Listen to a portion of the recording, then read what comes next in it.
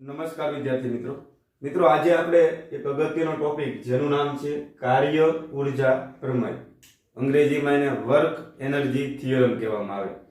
સૌપ્રથમ આપણે કાર્ય ભણ્યા, ત્યાર પછી ઉર્જા ભણ્યા અને હવે આજે આપણે કાર્ય અને ઉર્જાને ભેગા કરવાના છે.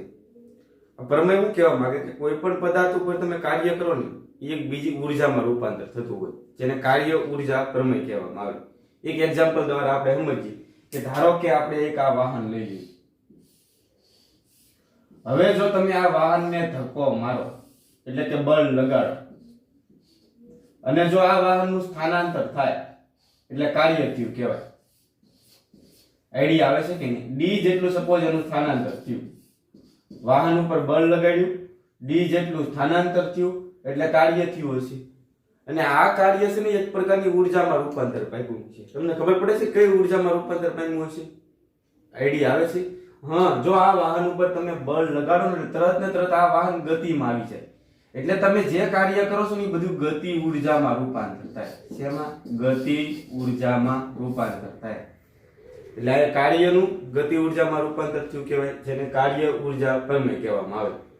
એક એક્ઝામ્પલ દ્વારા હજી સમજીએ કે તમે ઊભા છો, પાછળથી તમારો ભાઈબંધ ધક્કો મારે તો તમારો ભાઈબંધ છે તમારા ઉપર કાર્ય કરે અને તમે છે તરત ને તરત ગતિમાં આવી જશો. એટલે કાર્યનું એમાં રૂપાંતર થઈ ગયું ગતિ ઉર્જા. પછી જ્યારે તમે સાયકલને પેન્ડલ મારતા હો એટલે સાયકલ ઉપર તમે કાર્ય કરો છો એમ કહેવાય, અને તરત ને તરત સાયકલ છે ગતિમાં આવી જાય. એટલે તમે જે કાર્ય કરો છો એનું એમાં રૂપાંતર થાય તો કે ગતિ ઉર્જામાં. તો પદાર્થ ઉપર તમે જ્યારે કાર્ય કરતા હો ત્યારે ઉર્જામાં રૂપાંતર થતું હોય. તો તમે કેટલું કાર્ય કરો અને કેટલું ગતિ ઉર્જામાં રૂપાંતર થાય એ આપણે સમજવાનો પ્રયત્ન કરીએ. તો આજનો જે ટોપિક છે કાર્ય ઉર્જા પ્રમેય છે. તમને આવો પ્રશ્ન પૂછે કે કાર્ય ઉર્જા પ્રમેય લખી અને સાબિત કરો, તો આ રીતે તમારે લખવાનું. તો આપણે એક વાહનનું ઉદાહરણ લઈએ કે ધારો કે એક આ સમક્ષિતિજ રસ્તો છે, આના પર એક વાહન ગતિ કરી રહ્યું છે. આ વાહનનું દળ m છે, પ્રારંભમાં એનો વેગ લઈએ આપણે v0 અને ગતિ ઉર્જાને હું કીધું k0. હવે જેવો જ આ વાહન ઉપર તમે અચળ બળ લગાડો f જેટલું, તો સ્વાભાવિક છે વાહન છે ગતિમાં આવી જશે. અને બળ લગાડો એટલે સ્વાભાવિક છે એના વેગમાં વધારો થશે. એટલે જ્યારે વાહન d જેટલું અંતર કાપે, t સમયની અંદર d જેટલું અંતર કાપે ત્યારે એનો વેગ વધી ગયો છે કે નહીં? કારણ કે બળ લાગે એટલે પ્રવેગી ગતિ કરે, ને પ્રવેગી ગતિ કરે એટલે વેગ સતત વધે. તો આ m દળનું વાહનનો અંતિમ વેગ શું છે? v, અને અંતિમ ગતિ ઉર્જાનું કીધું કે વાહન કેટલું અંતર કાપે છે? d જેટલું અંતર. કેટલા બળની અસર હેઠળ? તો કે f જેટલા બળની અસર હેઠળ. તો આ દરમિયાન કેટલું કાર્ય થાય અને કેટલી ગતિ ઉર્જા મળશે એ સમજવાનો પ્રયત્ન કરીએ. એક બે વાક્ય લખી નાખીએ કે આકૃતિમાં દર્શાવ્યા પ્રમાણે અથવા જ્યારે m દળના પદાર્થને f જેટલું બળ લગાડવામાં આવે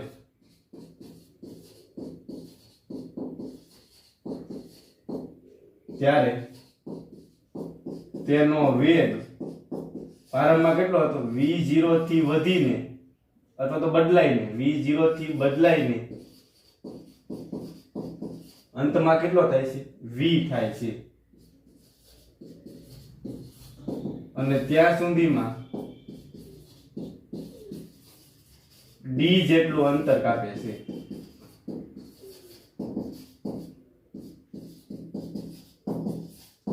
જ્યારે m દળના પદાર્થ પર f જેટલું બળ લગાડવામાં આવે ત્યારે તેનો વેગ v0 થી બદલાઈને v થાય છે. બરાબર?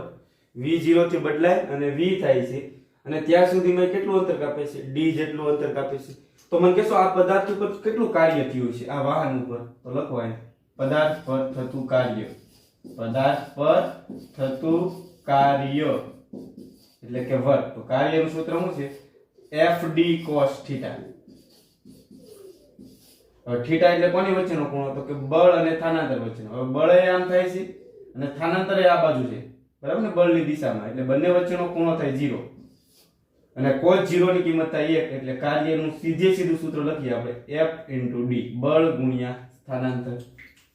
હવે તમને ખબર છે કે પદાર્થ ઉપર લાગતું બળ કેટલું હોય ન્યૂટનના ગતિના બીજા નિયમ મુજબ F બરાબર ma જેટલું હોય તો એ બળ બરાબર હું મૂકી દઉં m into e F બરાબર ma મૂકી દો a એટલે પદાર્થનો પ્રવેગ d એટલે પદાર્થે કરેલું સ્થાનાંતર અથવા કાપેલું અંતર સમીકરણ નંબર 1 આપી દો તો આ w શું છે પદાર્થ પર થતું કાર્ય હવે તમને ખબર છે બળ લગાડો એટલે વેગ છે ઈ v0 થી બદલે v થાય છે અને વાહન અહીંયા અચળ પ્રવેગી ગતિ કરશે કારણ કે બળ લાગે એટલે પ્રવેગી ગતિ કરે તો આ પ્રવેગી ગતિનું ત્રીજું સમીકરણ લાગુ પાડો તો લખીએ પ્રવેગી ગતિના ત્રીજા સમીકરણ પરથી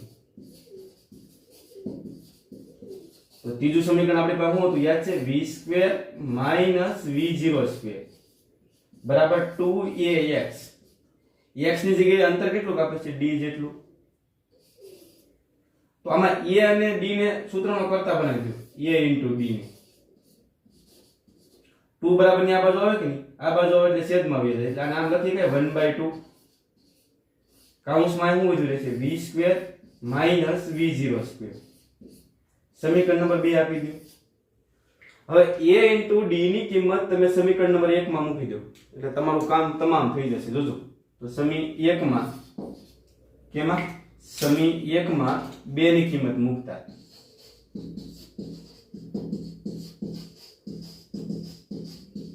તો ફાઇનલ સ્ટેપ આપણને શું મળવાનું છે કે w ના w m ના m એટલે પદાર્થનું દળ બરાબર a * d બરાબર તમે શું લખશો 1/2 બરાબર ને આ કિંમત હું અહીંયા મૂકું છું તો 1/2 v² v0².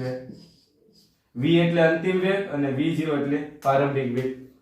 એક સ્ટેપ આગળ વધીએ w ના w આ 1/2 m ને આની રે ગુણ નાખો ને હારો આની રે ગુણ નાખો તો આ 1/2 m આની રે ગુણાય તો શું થાય 1/2 m v²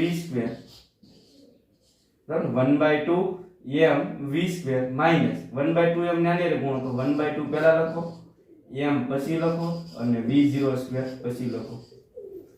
તો બાળકો તમને ખબર પડે છે આ એક જાણીતું સૂત્ર છે 1/2 mv² એનું સૂત્ર છે ગતિ ઊર્જા બરાબર ને. તો આ ગતિ ઊર્જા મળી ગઈ તમને w ના w. હવે આ અંતિમ વેગ હોય ને તો આ ગતિ ઊર્જા અંતિમ હોય. અંતિમ ગતિ ઊર્જા એટલે ક્યારે જ્યારે વાહન d જેટલું અંતર કાપે ત્યારે અંતમાં ગતિ ઊર્જા કેટલી છે k અને એ કેટલી હોય 1/2 mv² ને માઈનસ આ તમને હું બતાવે પ્રારંભિક વેગ તો આ પ્રારંભિક ગતિ ઊર્જા થઈ જાય કે નહીં ને પ્રારંભિકમાં ગતિ ઊર્જા કેટલી હતી k0. હવે અંતિમ ગતિ ઊર્જા માઈનસ પ્રારંભિક ગતિ ઊર્જા એટલે ગતિ ઊર્જામાં ફેરફાર અંતિમ માઈનસ પ્રારંભિક કરો એટલે ફેરફાર મળે તમને તો ડેલ્ટા k. સપોઝ પ્રારંભમાં ગતિ ઊર્જા 10 હોય અને અંતમાં 15 થાય તો ગતિ ઊર્જામાં કેટલો વધારો થયો 10 હતી 15 થઈ 5 નો વધારો થયો કે નહીં અથવા તમે આમે કહીએ કોણ કેટલાનો ફેરફાર થયો 5 નો ફેરફાર થયો કે નહીં તો ફેરફાર ગણવો હોય તમારે શું કરવાનું ડેલ્ટા k લેવાનું અંતિમ માંથી પ્રારંભિક બાદ કરી નાખવાની. અંતમાં ગતિ ઊર્જા કેટલી છે 15 પ્રારંભમાં કેટલી છે 10 15 માંથી 10 બાદ કરો તો 5 નો ફેરફાર થયો એમ કહેવાય. એટલે આ તમને ગતિ ઊર્જામાં થતો ફેરફાર બતાવે ડેલ્ટા k ને આ બાજુ w તો w બરાબર ડેલ્ટા k સાબિત કર્યું. આને કાર્ય ઊર્જા પ્રમેય કહેવાય. કે કોઈ પણ પદાર્થ ઉપર તમે જે કાર્ય કરો ને એ કોના જેટલું હોય ગતિ ઊર્જામાં થતા ફેરફાર જેટલું હોય. એટલે કે બધું ગતિ ઊર્જામાં રૂપાંતર પામ્યું હોય. પદાર્થ પર પરિણામી બળ દ્વારા થતું કાર્ય ગતિ ઊર્જાના ફેરફાર જેટલું હોય. આને કાર્ય ઊર્જા પ્રમેય કહેવાય. એટલે કે જો સપોઝ તમે આ પદાર્થ ઉપર આ પ્રારંભમાં ગતિ ઊર્જા સપોઝ 0 લઈ લો બરાબર અને આ સ્થિર હોય પ્રારંભમાં તો ગતિ ઊર્જા કેટલી થવાની 0. હવે અહીંથી અહીંયા સુધી પદાર્થને લઈ જવા માટે સપોઝ તમે 10 જૂલ કાર્ય કરો તો આ 10 એ 10 જૂલ કાર્ય એમાં રૂપાંતર પામ્યું હોય ગતિ ઊર્જામાં રૂપાંતર પામ્યું હોય. પણ વિદ્યાર્થી મિત્રો બહુ જ અગત્યનો પોઈન્ટ કે આવું ક્યારે શક્ય બને અહીંયા અવરોધક બળની ગેરહાજરી હોય. અહીંયા આપણે ઘર્ષણ બળને ધ્યાનમાં લીધું નથી અત્યારે. જો અહીંયા ઘર્ષણ બળ લાગતું હોત ને લાગે તેવો આ તો તમને કહું છું જો અહીંયા ઘર્ષણ બળ લાગે તો શું થશે આ કાર્ય છે એ થોડું ઘર્ષણ બળમાં રૂપાંતર પામે કારણ કે એ વિરોધ કરવાનો છે ને ગતિનો. તો ઘર્ષણ બળમાં સપોઝ 2 જૂલ રૂપાંતર પામ્યું હોય કેટલું 2 જૂલ કાર્ય છે એ ઘર્ષણ બળનો સામનો કરવામાં વપરાઈ ગયું હોય તો હવે ગતિ ઊર્જામાં કેટલું રૂપાંતર થાય ટોટલ તમે 10 જૂલ કાર્ય કરો છો, 2 જૂલ ઘર્ષણ બળમાં રૂપાંતર થાય તો ગતિ ઉર્જામાં કેટલું રૂપાંતર થાય? 8 જૂલ. તો મારું કહેવાનો મતલબ એમ છે કે બધુંય ગતિ ઉર્જામાં રૂપાંતર ક્યારે થાય? જો અહીંયા ઘર્ષણ બળની ગેરહાજરી હોય. ઘર્ષણ બળ એટલે કે અવરોધક બળ. જો અવરોધક બળની ગેરહાજરી હોય તો અવરોધક બળને આપણે કોઈ કાર્ય કરવું પડશે નહીં. તો આ બધુંય કાર્ય એમાં રૂપાંતર પામે? ગતિ ઉર્જામાં. તો કરવું પડતું કાર્ય સંપૂર્ણપણે ગતિ ઉર્જામાં ક્યારે રૂપાંતર પામે? અવરોધક બળની ગેરહાજરી હોય. તો આ કાર્ય ઉર્જા પ્રમેય જો તમારે લાગુ પાડવું હોય ને તો અવરોધક બળની ગેરહાજરી હોવી જોઈએ. તો હવે હું કાર્ય ઉર્જા પ્રમેય બોલું કે અવરોધક બળની ગેરહાજરીમાં પરિણામી બળ વડે થતું કાર્ય ઈ ગતિ ઉર્જાના ફેરફાર જેટલું હોય. આના પરથી લખવાનું અવરોધક બળની ગેરહાજરીમાં પરિણામી બળ વડે થતું કાર્ય ગતિ ઉર્જાના ફેરફાર જેટલું હોય છે. તો આ લખીએ કાર્ય ઉર્જા પ્રમેય. તો શું આવશે? અવરોધક બળની ગેરહાજરીમાં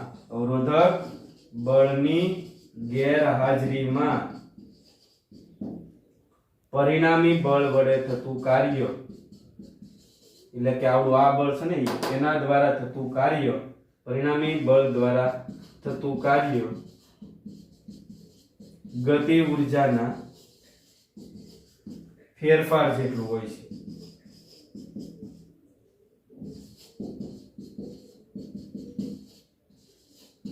જેને કાર્ય ઉર્જા પ્રમેય કહે છે. અવરોધક બળની ગેરહાજરીમાં પરિણામી બળ દ્વારા થતું કાર્ય ગતિ ઉર્જાના ફેરફાર જેટલું હોય છે, જેને કાર્ય ઉર્જા પ્રમેય કહે છે. તો વિદ્યાર્થી મિત્રો આવડી જશે. તો કાર્ય ઉર્જા પ્રમેય સાબિત કરવા માટે શું કરવાનું? પ્રારંભમાં પદાર્થનો વેગ v0 હતો, d અંતર કાપીને પછી એનો વેગ કેટલો થઈ જાય છે? v થઈ જાય. પદાર્થ ઉપર કેટલું બળ લાગે ટોટલ? તો કે f જેટલું બળ લાગે. તો આ f બળ દ્વારા કેટલું કાર્ય થાય? તો કે બળ ગુણ્યા સ્થાનાંતર. f બરાબર ma મૂકી દેવાનું એટલે સમીકરણ નંબર 2 મળી જશે. હવે તમારે અહીં અચળ પ્રવેગ ગતિનું ત્રીજું સમીકરણ લાગુ પાડી દેવાનું. તો v2 v02 બરાબર 2ad.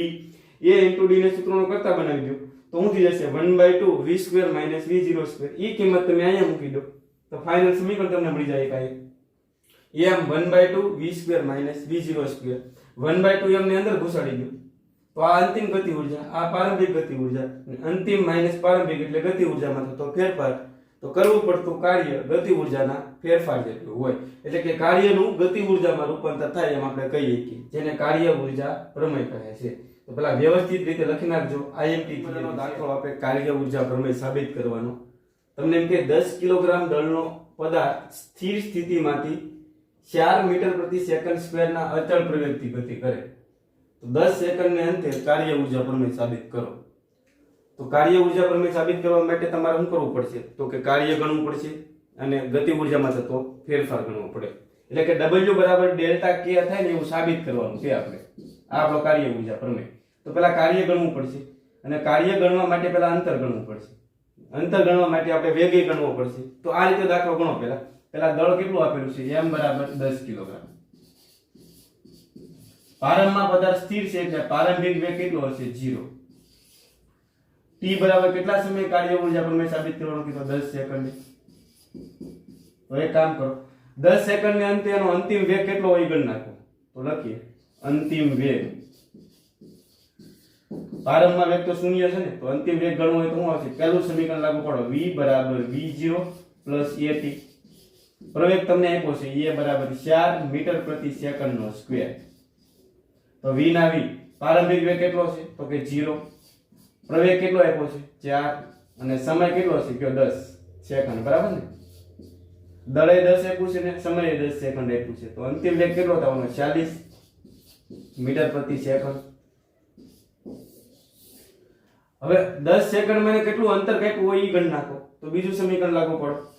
કાપેલ અંતર અથવા સ્થાનાંતર પદાર્થે કાપેલ અંતર. તો અંતરનું સૂત્ર શું આવશે? કે d બરાબર v0t plus 1/2 at no square. પ્રારંભમાં વેગ 0 છે એટલે આ તો 0 થાય. 1/2 ના 1/2. a બરાબર કેટલા મૂકશો? 4 આપેલા છે અને t બરાબર આપ્યા 10 ને 10 નો વર્ગ થાય 100.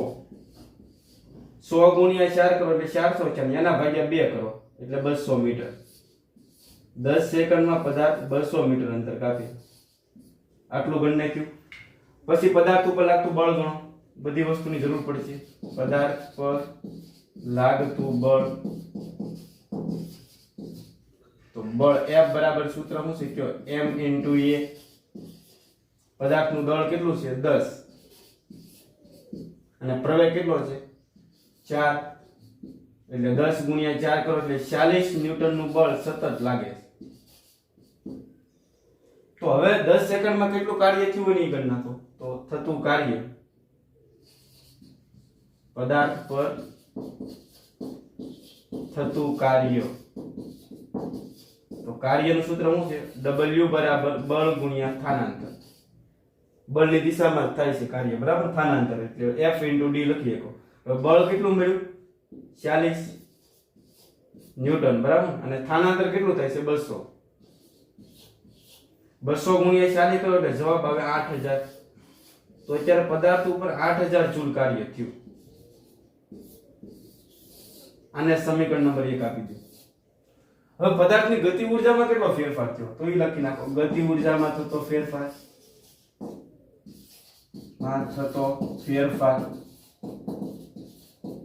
અને ડેલ્ટા કે કહીએ આપણે. અને ડેલ્ટા કે એટલે શું થાય? અંતિમ ગતિ ઊર્જા માઈનસ પ્રારંભિક ગતિ ઊર્જા. તો અંતિમ ગતિ ઊર્જાનું સૂત્ર શું છે? 1/2 mv². અને પ્રારંભિક ગતિ ઊર્જાનું સૂત્ર શું છે? 1/2 mv02. કિંમત મૂકતા હતા તો 1/2 ના 1/2 m એટલે દળ. દળ કેટલું આપ્યું તમને? 10 kg. અને વેગ કેટલો આપ્યો છે જોવો તો. અંતિમ વેગ કેટલો છે? 40. તો 40 નો વર્ગ કેટલો થાય કયો? 4 નો વર્ગ 16 અને 1 મીંડાનો વર્ગ થયો 2 મીંડા, બરાબર ને? ઓકે. પ્રારંભમાં વેગ કેવો છે? 0. એટલે પ્રારંભમાં ગતિ ઊર્જા 0 હોય. તો ફાઇનલી અહીં થશે 16000 થશે, બરાબર ને? 1600 ગુણ્યા 10 એટલે 16000 ને એના ભાગ્યા 2 કરો એટલે 8000 જૂલ થયું. તો ગતિ ઊર્જામાં કેટલો ફેરફાર થયો? 8000 જૂલ. સમીકરણ નંબર 2 આપો. હવે જેટલું કાર્ય થાય છે એટલું જ ગતિ ઊર્જામાં ફેરફાર થયો કે નહીં? કાર્ય 8000 જૂલ થયું અને ગતિ ઊર્જામાં 8000 જૂલનો ફેરફાર થયો. એટલે આ બંને હરખા આવ્યા કે નહીં? એટલે સમી 1 અને 2 પરથી 1 અને 2 પરથી આપણે એવું કહીએ કે W છે એ ડેલ્ટા K જેટલું હોય. કરવું પડતું કાર્ય ગતિ ઊર્જાના ફેરફાર જેટલું હોય, જે કાર્ય ઊર્જા પ્રમેય સાબિત કર્યો એમ કહેવાય. તો આ દાખલા પહેલા શું કરવાનું? અંતિમ વેગ ગણ નાખવાનો, સ્થાનાંતર ગણ નાખવાનું, બળ ગણવાનું, કાર્ય ગણવાનું, છેલ્લે ગતિ ઊર્જામાં થતો ફેરફાર ગણવાનો. અને આ બંને હરખા આવી જવા જોઈએ તો તમે W બરાબર ડેલ્ટા K લખી શકો. તો હોમવર્કમાં એક કામ કરવાનું છે તમારે. પદાર્થનું દળ લેવાનું છે 20 કિલોગ્રામ. પદાર્થ છે ઈ 6 મીટર પ્રતિ સેકન્ડ સ્ક્વેર ના પ્રવેગથી ગતિ કરે અને તમારે 8 સેકન્ડને અંતે કાર્ય ઊર્જા પ્રમેય સાબિત કરવાનો છે. તો એની અંદર સ્ટેપ બાય સ્ટેપ તમે ગણતા જજો એટલે તમારો જવાબ આવી જાય. એટલે W બરાબર ડેલ્ટા K સાબિત થઈ જશે. તો આ તો ફિઝિક્સની મજા છે, બરાબર ને? W બરાબર ડેલ્ટા K આરામથી સાબિત થઈ જાય તો તમારે ભૂલ ન પડે. તો આ તો કાર્ય ઊર્જા પ્રમેય. ઉદાહરણ નંબર બીજું ગણીએ જે કાર્ય ઊર્જા પ્રમેયને આધારિત છે. એની અંદર તમને માહિતી એમ આપી છે કે પાણીનું એક ટીપું જમીનથી 1 કિલોમીટર ઊંચાઈએ છે. પાણીનું એક તમે ટીપું ધ્યાનમાં લ્યો આવડું આ. તો જમીનથી એની ઊંચાઈ કેટલી આપી છે? h બરાબર 1 કિલોમીટર. હવે કિલોમીટર એટલે કેટલા મીટર થાય? પહેલા ડેટા કલેક્ટ કરતા જઈએ આપણે. 1 કિલોમીટર. તો 1 કિલોમીટરમાં કેટલા મીટર હોય? તો કે 1000 મીટર, બરાબર ને? 1 કિલોમીટર બરાબર 1000 મીટર એટલે કે જમીનથી 1000 મીટર ઊંચાઈએ છે. હવે પ્રારંભમાં આ ટીપું છે ને સ્થિર છે અહીંયા. એટલે એનો પ્રારંભિક વેગ કેટલો હશે? 0. તો ટીપાનો પ્રારંભિક વેગ છે એ 0 આપ્યો. આ ટીપાનું દળ છે ને 1 ગ્રામ છે. પાણીનું ટીપાનું દળ હોય 1 ગ્રામમાં હોય. અમુક 100 કિલોગ્રામનું ટીપું. તો આપણે વિચારવું પડે કે એ ટીપું કેવું હશે. એટલે માહિતી આપો થોડીક માપમાં આપવાની. તો પાણીનું જે ટીપું છે એનું દળ તમને આપ્યું રકમમાં 1 ગ્રામ. અને કિલોગ્રામમાં ફેરવતા આવડે? કિલોગ્રામમાં ફેરવવા માટે શું કરવાનું? 1000 વડે ભાગી નાખવાનું. તો ત્રિરાશી મૂકવાની કે 1000 ગ્રામ ત્યારે 1 કિલોગ્રામ. તો 1 ગ્રામ એટલે કેટલા કિલોગ્રામ?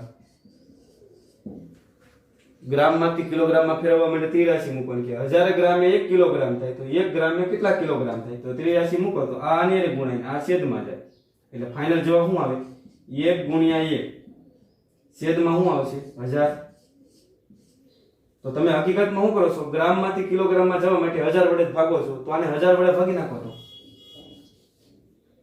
1 ના છેદમાં 1000 1000 વડે ભાગો એટલે ડાયરેક્ટ કિલોગ્રામમાં ફરી જાય 1000 એટલે 10 ની 3 ઘાત થઈ 10 ની 3 ઘાતને ઉપર લઈ જાવ એટલે માઈનસ થશે એટલે 1 ગુણ્યા 10 ની માથે -3 ઘાત એટલે હવે ડાયરેક્ટ યાદ રાખશું આપણે કે ગ્રામમાંથી કિલોગ્રામમાં જવું હોય ને તો તમારે શું કરવાનું અહીંયા જે માહિતી આપી હોય ને એને 10 ની માથે -3 ઘાત વડે ગુણ નાખવાનું એટલે કિલોગ્રામમાં ફરી જાય હવે જ્યારે ટેપાને તમે અહીંથી મુક્ત કરો એટલે ધીમે ધીમે છે એ પ્રવેગી ગતિ કરશે g જેટલા પ્રવેગથી ગતિ કરતું કરતું જ્યારે ટીપું જમીન ઉપર આવે અહીંયા ત્યારે એનો અંતિમ વેગ થાય છે 50 મીટર પર સેકન્ડ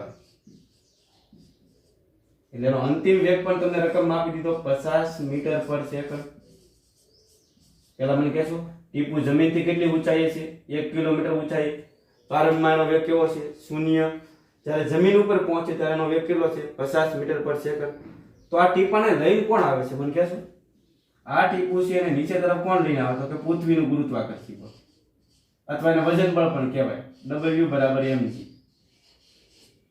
તો આ વજન બળને લીધે ટીપું છે ને ગુરુત્વાકર્ષણ બળને લીધે નીચે આવે છે તો ગુરુત્વાકર્ષણ બળ દ્વારા કેટલું કાર્ય થાય એ ગણવાનું છે તો લખી નાખીએ આપણે ગુરુત્વાકર્ષણ બળ દ્વારા થતું કાર્ય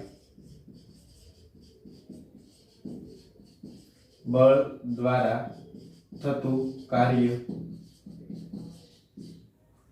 તો ગુરુત્વાકર્ષણ બળ દ્વારા થતું કાર્ય કરવું હોય ગણવું હોય તો આપણી પાસે કાર્યનું સૂત્ર છે W = બળ ગુણ્યા સ્થાનાંતર જે ગુરુત્વાકર્ષણ બળ એ નીચે તરફ લાગે અને સ્થાનાંતર એ નીચે તરફ થાય એટલે ડાયરેક્ટ આપણે આ સૂત્ર લાગુ પડીએ કે બળ ગુણ્યા સ્થાનાંતર ગ્રેવિટેશન ફોર્સ દ્વારા થતું કાર્ય એટલે એને Wg કહી દો હવે અત્યારે પદાર્થ ઉપર બળ કેટલું લાગે તો કે mg જેટલું એટલે f ની જગ્યાએ શું આવી જાય કયો m અથવા તમને ખબર ન પડે તો f = m મૂકી દો બરાબર ને હવે a એટલે પદાર્થનો પ્રવેગ આ પદાર્થ કેટલા પ્રવેગથી ગતિ કરતું હોય તો કે g જેટલા પ્રવેગથી એટલે g આવી જાય * d તો પદાર્થનું દળ તો તમને રકમ આપ્યું છે ટીપાનું બરાબર ને 1 ગુણ્યા 10 ની માથે -3 ઘાત g એટલે ગુરુત્વ પ્રવેગ 9.8 અથવા 10 લઈએ અને d એટલે કેટલી ઊંચાઈએથી આવે 1 કિલોમીટર ઊંચાઈએ પણ આપણે મીટરમાં લખવું પડશે 1000 મીટર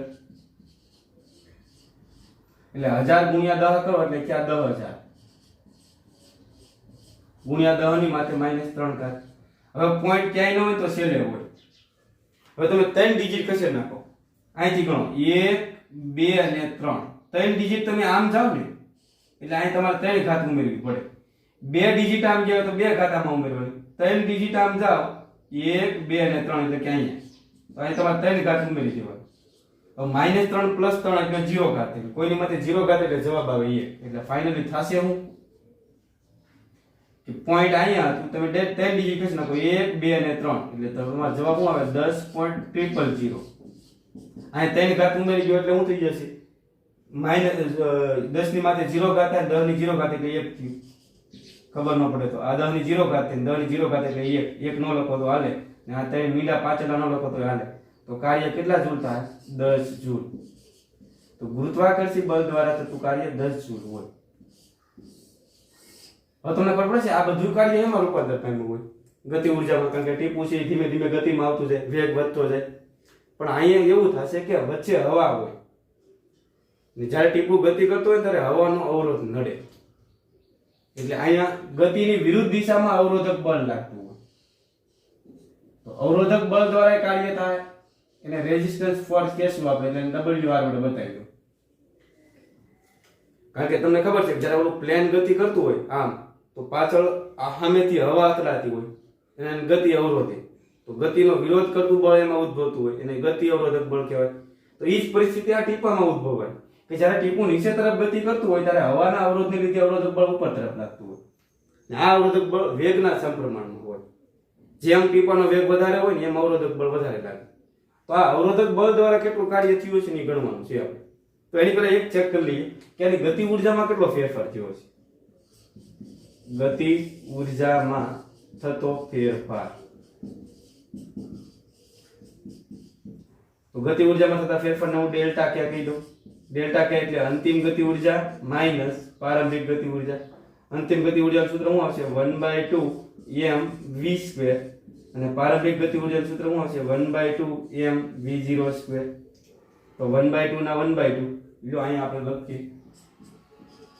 m એટલે ટીપાનું દળ કેટલું છે મને કયો? 1 ગુણ્યા 10 ની માથે -3 થાય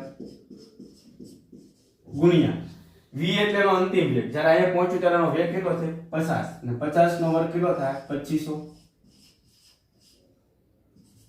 માઈનસ આ ભાગનો વહીવટ પૂરો. હવે પ્રારંભમાં તો એનો વેગ શૂન્ય છે એટલે પ્રારંભમાં ગતિ ઉર્જા કેટલી છે 0. તો હવે 2500 ભાગ્યા 2 કરો એટલે 1250 થવાના.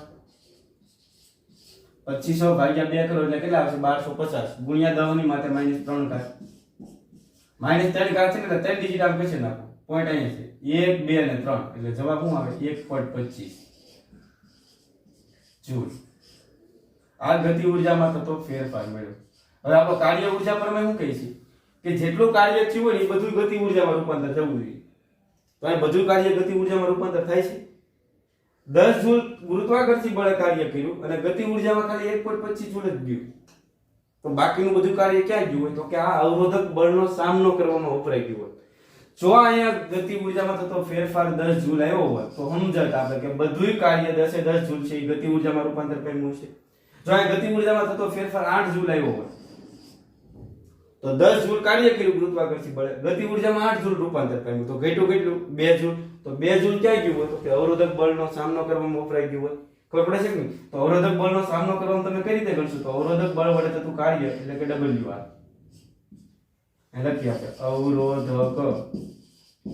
બળ દ્વારા થતું કાર્ય. તો ટોટલ ગુરુત્વાકર્ષી બળ કેટલું કાર્ય કરે છે 10 જૂલ, બરાબર ને? એમાં ગતિ ઉર્જામાં કેટલું રૂપાંતર પામે છે 8 જૂલ, એટલે એ બાદ કરી નાખો. ગુરુત્વાકર્ષી બળ કેટલું કાર્ય કરે છે 10 જૂલ ઘડી પૂરતી, બરાબર. અને ગતિ ઉર્જામાં કેટલું રૂપાંતર પામે 8. તો અવરોધક બળનો સામનો કરવામાં કેટલું ઉપકરણ હોય 2 જૂલ. પણ આ ગતિ ઉર્જામાં કેટલું રૂપાંતર પામે છે 1.25. એટલે ગુરુત્વાકર્ષી બળે કેટલું ટોટલ કાર્ય કર્યું છે 10 જૂલ. એમાં ગતિ ઉર્જામાં કેટલું રૂપાંતર પામ્યું 1.25. તો વધ્યું કેટલું? તો 10 માંથી 1.25 બાદ કરો એટલે 8.75 થાય, બરાબર ને? અહીં લખું 8.75 જૂલ. તો 8.75 જૂલ છે એ કાર્ય ક્યાં વપરાઈ ગયું હોય? તો કે અવરોધક બળનો સામનો કરવામાં આ કાર્ય વપરાઈ ગયું. જો ગતિ ઉર્જામાં 10 એ 10 જૂલ રૂપાંતર પામ્યું હોય તો તમે લખી શકતા અહીંયા કે અવરોધક બળનો સામનો કરવામાં કાર્ય વપરાશ નહીં 0 હોત. પણ ગતિ ઉર્જામાં તો ખાલી 1.25 જ ગયું. ટોટલ 10 જૂલ કાર્ય કર્યું, ગતિ ઉર્જામાં 1.25 ગયું. તો બાકીનું વધ્યું એ ક્યાં ગયું હોય? તો કે અવરોધક બળનો સામનો કરવામાં વપરાઈ ગયું હોય. તો એ કેટલું હોય 8.75 જૂલ. તો અવરોધક બળ દ્વારા થતું કાર્ય કેટલું હશે 8.75 જૂલ, અને ગુરુત્વાકર્ષી બળ દ્વારા થતું કાર્ય કેટલું હશે 10 જૂલ. તો સરસ મજાનું ઉદાહરણ નંબર બીજું હતું, તમને આવડી જવું જોઈએ. હોમવર્કમાં તમને એક દાખલો આપું છું, બરાબર? કે આ ઊંચાઈ લેવાની છે તમારે 2 કિલોમીટર, અને જ્યારે અહીંયા પહોંચે ત્યારે એનો વેગ 60 મીટર પર સેકન્ડ છે.